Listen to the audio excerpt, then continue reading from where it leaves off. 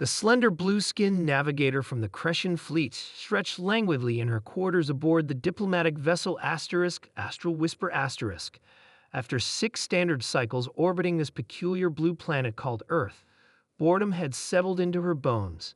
The diplomatic team spent endless hours in meetings with the humans, but junior officers like her rarely left the ship until yesterday. Lyra had volunteered for a supply run, desperate for fresh surroundings. The human escort Tom had been surprisingly pleasant, not at all the primitive barbarian her species' intelligence reports had described. When he'd offered her a small crinkly package labeled spicy nacho cheese, she'd accepted out of politeness.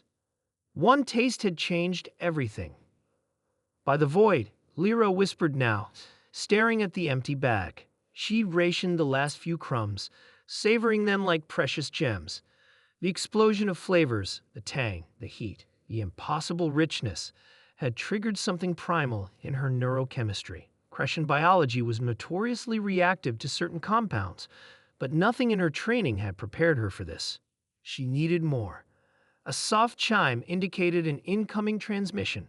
Admiral Vex's stern face materialized on her view screen. Navigator Lyra, report to the diplomatic chamber immediately. The humans have requested your presence specifically. Lyra's heart raced. Had they somehow discovered her newfound addiction? Were these chips some kind of test? The diplomatic chamber hummed with tension when she arrived. The human delegation sat across from her superiors, faces unreadable. Commander Orlo, the Crescent diplomatic lead, gestured for her to sit. The humans informed me that during yesterday's excursion, you were exposed to one of their culinary items, Orlo said, his tone carefully neutral. Tom, seated among the humans, offered a small, apologetic smile. I shared my chips with her, sir. I didn't realize. Navigator, interrupted the human delegation leader, a woman named Jane. Our scientific team has been analyzing the biometric data from your encounter. The readings from your neural implant showed unusual patterns. Lyra swallowed hard.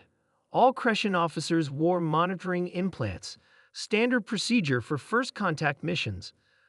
The compounds in our seasoning triggered a dopamine cascade in your frontal lobe equivalent, Jane continued. We've never seen such a strong cross-species reaction. Commander Orlo's antennae twitched with concern. Is she in danger? Jane shook her head. Not at all. But it appears your species has an intense neurological response to certain Earth foods, specifically artificial flavor enhancers developed in our snack industry. Lyra felt her face flush violet with embarrassment. I apologize for any diplomatic complications, Commander. To her surprise, Jane smiled. On the contrary, we believe this could be the cultural bridge we've been seeking. Over the next hour, Lyra learned that humans had been struggling to find common ground with the technologically superior Crescents. Despite weeks of negotiations, the aliens remained distant, seemingly uninterested in cultural exchange. Trade talks had stalled, but now they had leverage. Earth had something the Crescents couldn't replicate, flavor profiles that triggered euphoria in their nervous systems. We propose a new trade agreement, Jane announced. Earth will provide culinary exports in exchange for Crescent gravitational stabilization technology. The Crescent diplomats conferred quietly. Such an exchange would be unprecedented. Trading advanced technology for mere sustenance seemed illogical. Yet the biometric readings from Lyra's implant told a compelling story. We require samples for analysis, Commander Orlo finally said. Jane nodded to an aide, who wheeled in a cart loaded with packages. Chips, cookies, candy, and dozens of other snack foods in bright packaging. The effect was immediate. The Crescent diplomats' antennae quivered as their olfactory senses detected the aromas. Within minutes, the stoic aliens were sampling Earth's snacks with undisguised pleasure. These, Oreos, said a normally taciturn Crescent scientist, contain compounds similar to our sacred nectars. How have you achieved this? Tom grinned. Just corn syrup, palm oil, and artificial flavoring. Nothing special. Nothing special, repeated Commander Orlo, examining a cheese puff with newfound respect. Yet your species has mastered chemical reactions that our most advanced culinary scientists have never conceived.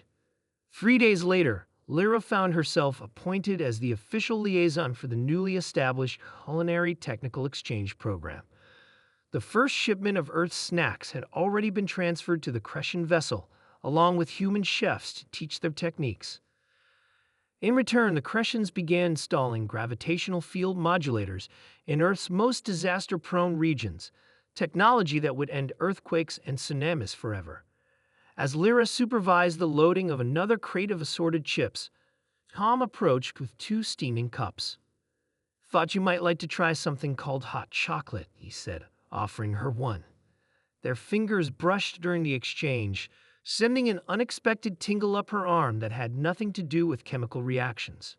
"Your species continues to surprise us," Lyra admitted, inhaling the rich aroma. "We came expecting to find primitive beings barely worth diplomatic relations. Instead, we found snacks that make your brain light up like a Christmas tree," Tom suggested with a laugh. "That and unexpected wisdom," Lyra replied.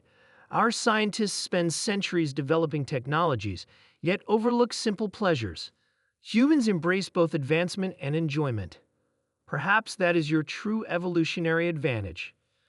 Tom raised his cup in a toast to finding common ground in unexpected places. As the sweet liquid touched her lips, Lyra felt another cascade of pleasure flood her senses. But this time she wondered how much was from the chocolate and how much from the company. Perhaps the most surprising discovery wasn't what humans created, but who they were, a species that had turned flavor into an art form and hospitality into a strength. The stars had never tasted so sweet.